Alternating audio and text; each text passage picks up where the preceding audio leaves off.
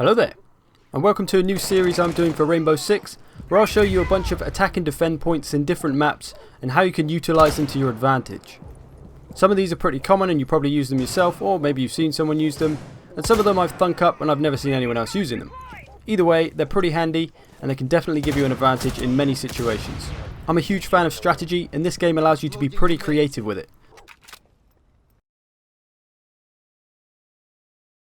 Right then, so this attack point on house is on the west side of the house, and we're going to be looking up at these windows.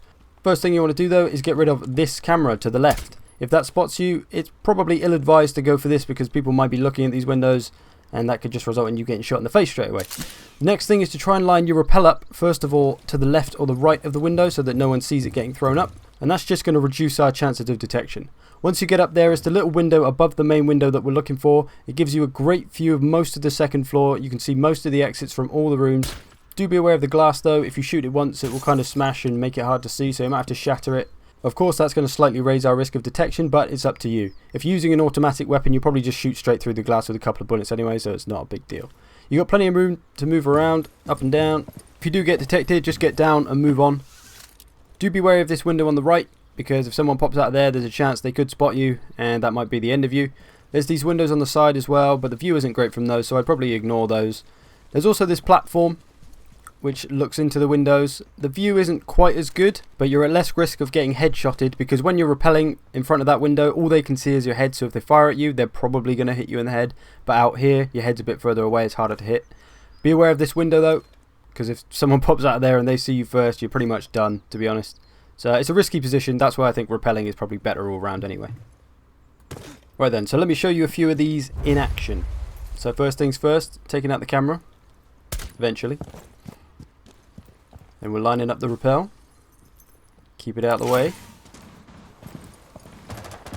A little peek in, be sure no one's watching.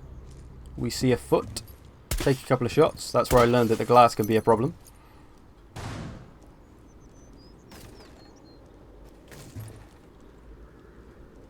And then this guy just makes rookie mistake number one. Slow crawling. Pretty much lines up the headshot for me there. And then Numbnuts number 2 comes out to see what happened. He gets his ass slotted. And then number 3 comes out to see what happened. And he gets shot. He manages to survive though. And then stuff starts popping off, so I get down. And that's the end of that. 2.5 kills. Not too shabby.